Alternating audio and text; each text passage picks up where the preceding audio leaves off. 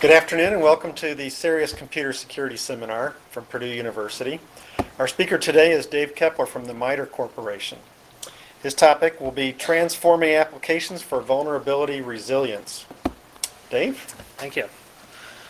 Okay, I'm going to be giving a talk about some research I'm doing at MITRE. General problem we're trying to solve is lots of applications out there, lots of vulnerabilities in them, people attack them all the time. The main problem is attackers can predict what you're running, they know what software you have, they can test offline, craft their exploits as much as they want until they finally get something that works, and they can use that same attack to compromise a wide range of systems across an enterprise. So our current defenses today are inadequate in this kind of an environment. A lot of things like our antivirus software and IDS filters, they're trying to search out bad things that we know about. Won't catch new exploits, won't catch very targeted single-use exploits. As well as after that is trying to write software that simply has less vulnerabilities in it. Well, that's pretty slow, very expensive, doesn't do anything for the software that's already out there. And also related to that is this idea of a patching treadmill, constantly trying to catch up to where the attackers are, trying to stay ahead of what they know about the exploits. And other things, brittle perimeters like firewalls, VPNs. All an attacker needs to do is find one way around that, and then they have full access to your systems. So observation that I've made is these actual vulnerabilities are pretty constraining on the attacks. The attacks themselves are quite fragile and rely on predictable attributes of software. Things like memory addresses, location of data structures, how the stack is constructed. A good example is the classic stack smashing code injection vulnerability. So we have a picture of a stack frame of a function on the stack, return address, some local variables, and some buffer. An attacker can overflow this buffer if they know where that buffer starts, how long it is, and where the return address on the stack is. They can craft this overflow in such a way that they can cause the function to execute the code that they've injected. The reason why this works is because they can predict those two things, where the buffer is, where the return address is, how much do they need to overflow. But none of those specific factors are implicit to the higher level functioning of the application. They're just implicit things that were picked by the compiler when the software was compiled down into machine code, or attributes of the platform that the code is running on. So our objective in this project is find ways to break those assumptions. We can perturb an application in small, relatively inexpensive ways, leave an application functioning identically. We'll change it just enough that it breaks attackers. Eliminates their ability to make assumptions about the state of your software. So there's been a fairly large amount of related work in this field. A lot of it stemming from the old fault tolerance work, Byzantine fault tolerance, isolating parts of a software, things like sandboxing, or old idea of multi-version programming, have separate teams write a piece of software to the same specifications. Ideally, they'll come up with different implementations that have different flaws, won't fail in the same ways. A lot of hardening techniques out there, things like bounds checking on buffers that Java and C# and other languages like that use. The no execute bit on the stack to prevent the stack being treated as executable code. Other types of stack protections, implementing stack cookies, checking that they haven't been overwritten before you return, and other ways of reordering the way the stack is laid out in memory. All of these are things that can only be applied at compile time. The actual randomization factors, where they do exist, are fairly static. May only be chosen once when a program is actually executed. And also, another idea is just general diversity randomization, obfuscating the code. So we have address space layout randomization, changes where the stack begins in memory, where the heap begins in memory, or where libraries get loaded. Also another idea of instruction set randomization. You actually encrypt, transform the code of a function, dynamically decrypt it as it's executed. When an attacker doesn't know the correct execution key, they won't be able to inject code that decrypts properly into what they need. Another idea we've made use of is invariant programming. It's kind of a modification of multi-version program, like I mentioned before.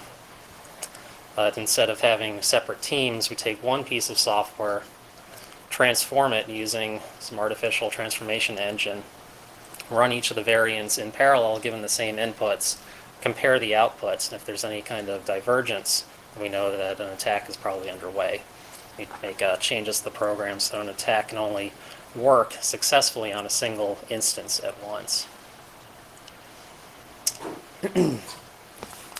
So what we've been doing in this project is trying to extend that prior work. A lot of it's only focused on one type of vulnerability, usually code injection, and a lot of it only works at compile time. So what we want to do is defend against many different types of vulnerabilities. Code injection, obviously. We also want to deal with command injection, a good example of that being SQL injection on web applications. And also more generic attacks, which just overwrite data within a program, like a privilege escalation that, say, overwrites the effective user ID of a session. And finally, we want to apply these defenses to existing programs. So if we're limited only to defending new programs, there's an enormous base of software that still remains undefended. So existing approaches, like I said, we have source code, compiles down to machine code, one piece of machine code distributed all over and executed. So whenever there are any kind of defenses, they're only injected one time and remain the same after. So what we're doing with this project is introducing a couple of extra steps into this deployment. So we have source code compiled down into machine code. We take that binary machine code, analyze it, and transform it. So we can do control flow analyses and data flow analyses on the program given its binary instructions, determine where data structures are, where the code is, how the stack gets constructed, and find ways to change that without altering the high-level functioning of the program. So one thing we've done is addressing SQL injections in Java web applications. So this kind of command injection occurs when a program has some embedded command language in it that's interpreted, and those commands get passed out to, say, a database or a command shell, things like that. And the general problem in this case is usually that the inputs from the user aren't filtered properly, get plugged straight into this embedded commands and executed. So if an attacker knows what your command looks like, what the syntax of that command language should be, they can alter the intent of the actual query. So in this case, I have, say it's a standard username password kind of check in a web application. The attacker enters their username and a password. Poorly implemented code would just take those and plug them directly into the query. So in this case, the attacker, instead of just putting in their user and password, they write as their username administrator, close the quote, and then alter the add some additional SQL keywords, in this case just and true, then comment out the rest of the string after that. So the final query that ends up going to the database just tells the web application I'm the administrator, never does the password check. So our solution here is analysis and transformation.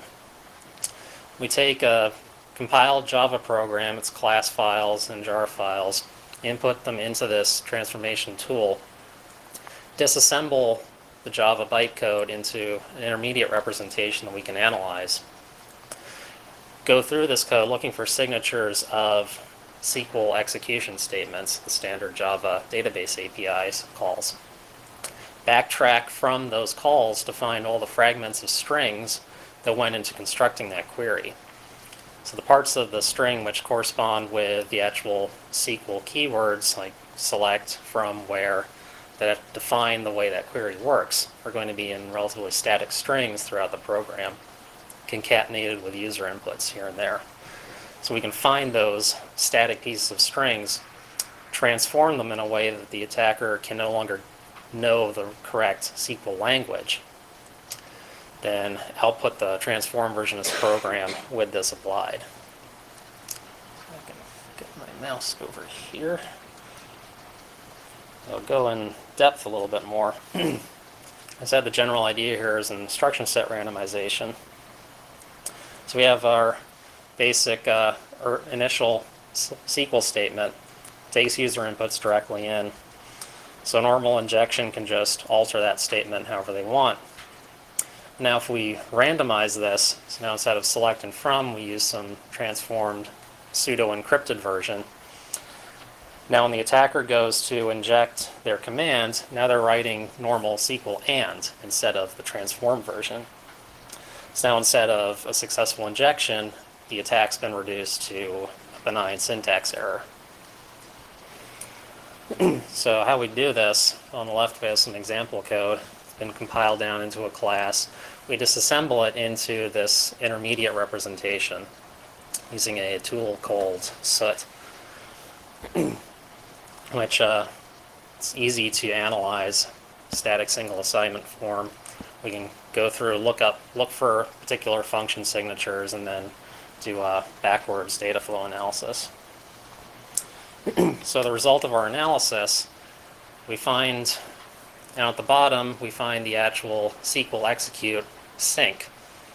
Trace backwards there from that sync to find how that string was constructed, all the string operations that went into it, and then find the string literals, the constant parts of the string that we want to transform.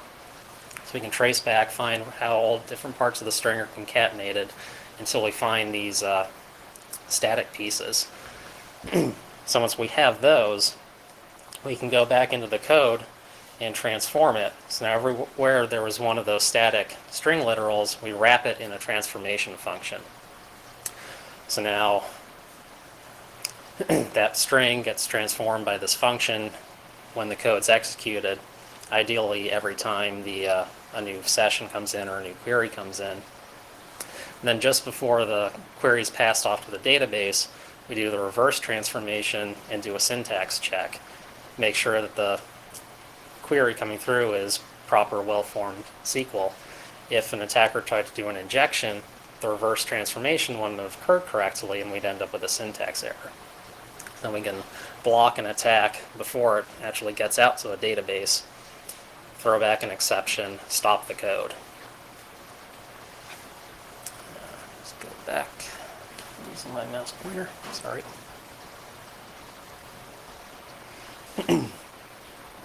So I got a small demonstration of this.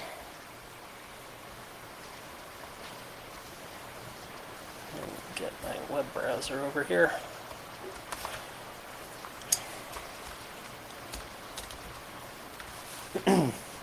So I put together just a trivial little demonstration of a web message board. Log in as some user, Alice, her password. Go in, we have various forums and topics.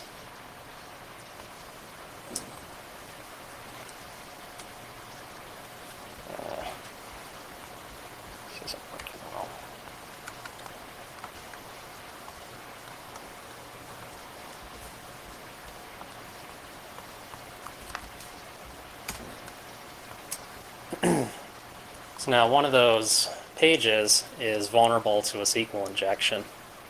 All the inputs about which form to list and which topic in that form to show are just done through unchecked input straight into the command line.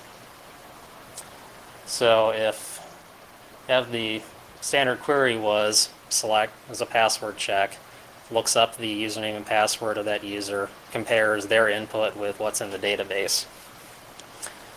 But the vulnerability is that one of the fields that's input never actually gets checked. So if instead of a normal input we use this SQL fragment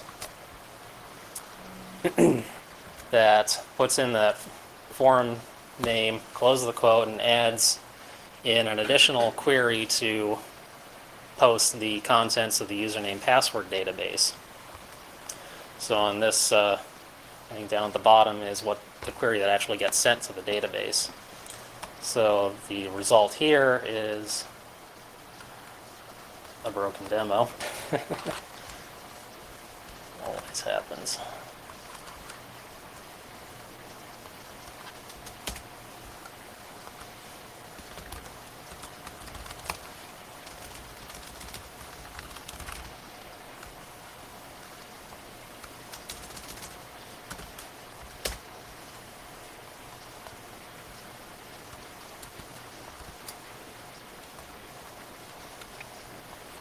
So now what would have just been the list of topics also ends up having the username and password database appended to it. So now in the other tab here I have transformed version. Yeah, that's what should have appeared. If we go back and do the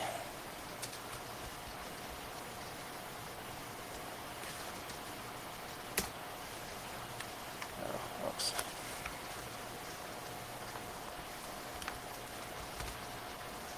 Go back and try to do the same injection again on this transformed version of the program. Now it noticed that some code was in there that wasn't transformed properly, and noticed that that union keyword wasn't a legitimate keyword in the transformed version of the query. So it just truncates the query at that point and only returns the legitimate contents of the database that should have been returned. So we can do that. This is a fairly trivial case, but we can do that for any Java program that constructs its SQL queries in a way that our analysis can handle any kind of program up to pretty reasonable levels of complexity.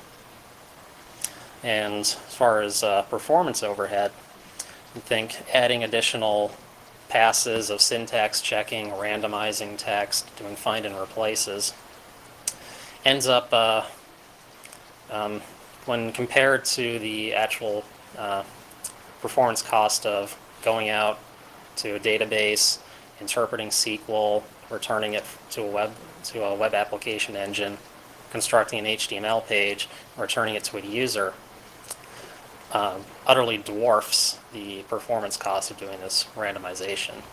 So it would have been a fairly expensive defense instruction set randomization and how it's traditionally applied to binary code as it's executing in a native binary, ends up being pretty acceptable performance for a high-level interpreted language like SQL. So that's how we've dealt with command injection, particularly, okay, in that case SQL, but you can also apply that same idea to any program that we can analyze sufficiently to do that trace back of command sync to user inputs and command construction. And for any command language that we have well enough defined syntax that we can determine what are the keywords, what are user inputs, what are data fields, and do that transformation. I have just one question. I think it's very interesting. Obviously, that approach may work when you have the web services, which you can Yeah, so my question is how this entire approach would work when you have web services which can be dynamically composed. So can you always trace back the creation of those? Well, at some point, the web service is going to be Yeah. constructed from some code. Right. It might be composed, higher level service might be Yeah. composed of many smaller services. But as long as as long as we, Yeah. any of those particular services that talk to a database, we Okay. can take that piece of the larger distributed application, analyze it, and transform just that one component. Then we'll be able to defend, because if that's the only one that talks to the database, we've Okay. also protected everything But else. what about doing this flow analysis? Can the flow analysis be limited to just that piece of code, or has it to go and look at other pieces of code? Well, at the moment, all we do is, given a particular set of class files, compiled Okay. Java, to find it just goes through, finds all the standard Java database calls, the JDBC API, finds each of those calls in just that piece of code, and then Okay. traces back within that code to Okay. how the Okay. query is constructed. Thank you. We don't have anything that traces across services. Exactly. Or So across that was my distributed question. components. So that Okay. So that's command injection. We also want to deal with more generic memory errors in like C, C++ kinds of programs, compiled native binary code. So one particular type of attack we were interested in, which hasn't gotten a lot of coverage in the literature, this idea of pure data injection. So if you recall from earlier, the code injecting buffer overflow, the goal of that attack was to overwrite the return address of a function so that it jumped back to the injected code. But what if the goal of the attacker was only to overwrite the contents of those two local variables, x and y, that happen to be in the way? You can see this in a case if the function was doing some kind of security critical check, checking privileges, checking a user ID or password kind of thing. If you can overwrite just one of those variables in such a way that it alters the outcome of that function in a security relevant way, you can compromise the program in a way that a code injection defense that's only looking at the return address will never notice. So there's one good example of this in the literature. A couple of years ago at Usenix, a paper was published about an attack that made use of a fairly old vulnerability in an FTP server that was originally a code injection. Use that same vulnerability to do a data injection, overwrite the effective user ID of that session. So instead of user whatever, it overwrites that user ID with 0 and becomes root on the machine using the same vulnerability. So the way we've tried to deal with this, there's many different types of vulnerabilities that can lead to this kind of data injection. First, we had to try and categorize what are all those, and can we actually come up with defenses against them. So obviously, buffer overflows are a big one. Another problem is uninitialized reads to memory. So if the contents of the stack don't get erased between function calls, some set of functions calls down, leaves all data on the stack, goes back up the stack, goes to further through the code to another function call, ends up using some portion of the stack. If one of the variables of that function isn't properly initialized before the value of some variable is used, an attacker might be able to alter the contents of that structure, control how the program goes on. Format string attacks, like a printf format string. It's kind of a bounds checking problem, except it's on the bounds checking the number of arguments to a function. So in certain cases, one of these attacks can lead to almost arbitrary random read-write I/O to the whole process memory space. So clearly we needed to deal with that one by bounds checking how the arguments get put into various types of functions. Then there's a whole wide range of heap-related errors, dangling pointers, double free kinds of things that can all lead to alteration of data on the application heap. So for each of these different types of vulnerability, we've tried to come up with different style of defending against that and a way of injecting that defense into an existing program. So just jump through them. Find the mouse again. So as far as buffer overflows, well, the general way we defend against this is analyze the program, try to figure out, based on the code and how it executes, where buffers are in memory, what are the boundaries of those buffers, and then we try to insert checking code around any access to that buffer. So there's many different ways we can do this inference to figure out what parts of memory are buffers. We can watch as variables are read and written to as the code executes in a dynamic code translation environment. We can look at particular snippets of code, and based on certain heuristics, we can identify that this looks like a loop body that iterates across some kind of buffer, and we can identify what that some piece of memory is a buffer and what its bounds likely are. And general other types of data that might be there, debug symbols, anything else we can make use of in this analysis.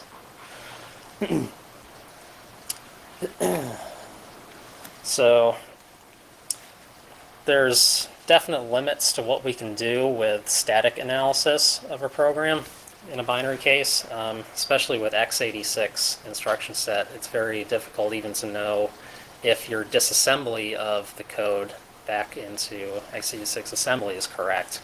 As instructions are variable length, you're not always sure where a function actually begins and ends. So what we've had to do is do a lot of dynamic runtime observation and analysis of the code.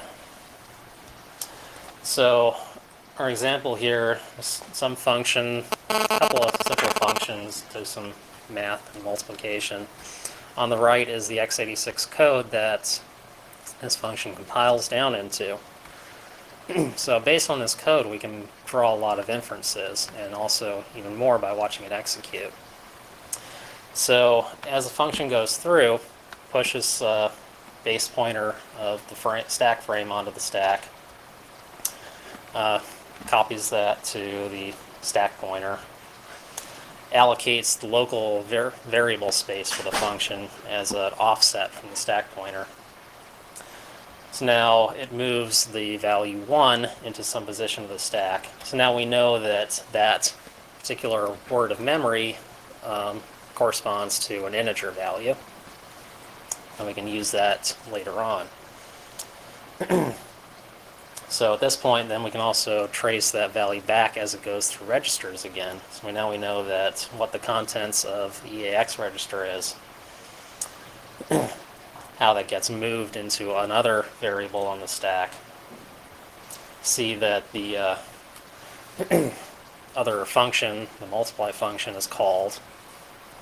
We know from the calling convention that how arguments are placed onto the stack, how the return value of a function comes back from a function call. So then when the top level function moves that value back into another one, we'll now also know that that third position is also an integer value. And then the standard semantics of other stack-related functions let us know how the rest of the stack is modified based on leaving the function the standard calling convention prologue. So for defending against format string attacks, like I mentioned, it's a bounds checking error on the arguments to things like printf that have variable length arguments. As the function ends up reading a certain number of arguments based on the contents of the first argument. So if an attacker can control the input to that first argument, they can control how far up and down the stack that function ends up reading. Certain of the format commands of printf allow it to write back certain things into memory based on one of these arguments. So combining all of that, in certain cases, you can get this read-write, random read-write I/O throughout the memory space. So the defense here, we found some work from SUNY Stony Brook that essentially does a bounds checking on that set of arguments. Go through here.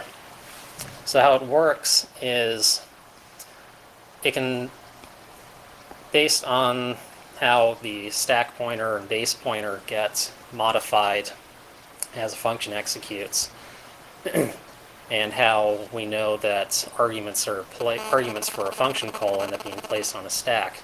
So we can determine from the stack pointer anything below that to where the next function starts are going to be the arguments to that function. So what we do is take advantage of the hardware debugging flags built into the x86 architecture, make a second copy of the function arguments with a canary value placed in front of them. We set a hardware debug flag on that canary, so if ever code reads that, it'll cause a trap back into debug mode. The only thing that would, or no legitimate code would ever read far enough to hit that canary, but printf format string attack would try to read further up the stack than it should be, given that it should only have one argument.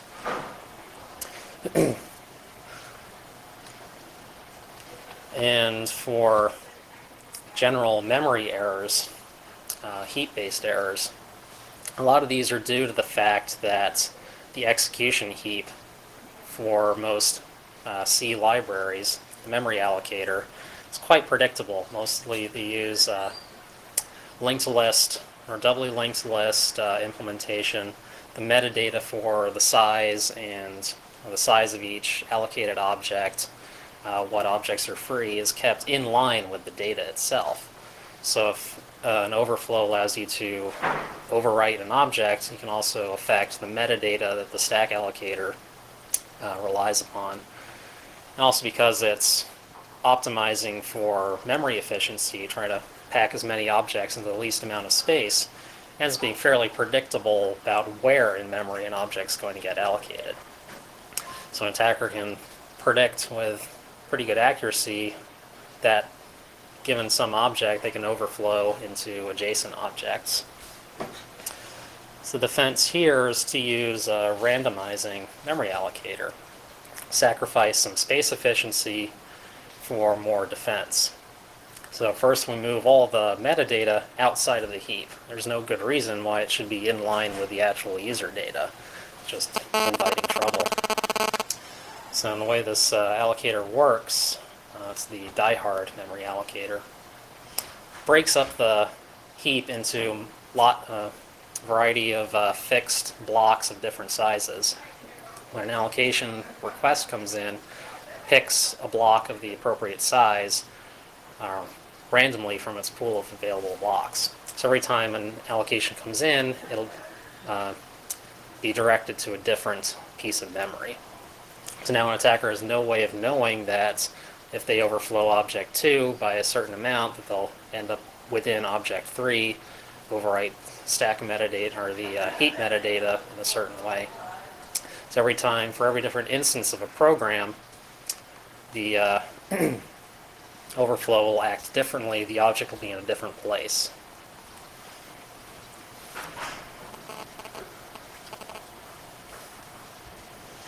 So that's roughly, well, pretty much the overview of the project so far.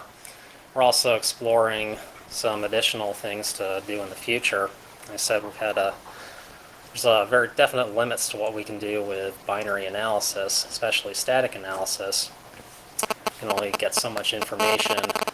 Heavily optimized or obfuscated binaries, anything from commercial companies that's had hacking or anti-reverse engineering kinds of tools applied to it break all of our binary analysis techniques. So what we're hoping to do in the future is, given the success we had working with Java bytecode, look at similar types of more expressive instruction sets for kind of C, C++ programs. One we're particularly interested in is the LLVM compiler, low-level virtual machine. Uses a typed assembly language in a way as a internal representation throughout the compiler. Can also be treated as a bytecode in the same way as Java would be run through a just-in-time compiler virtual machine, in the same way that those higher-level bytecode languages give us lots more capabilities for analyzing code, determining what it is, where data structures are allocated, and make it very easy to transform code to get these kinds of randomization, statistically based defenses. So, thank you. Do you have any questions?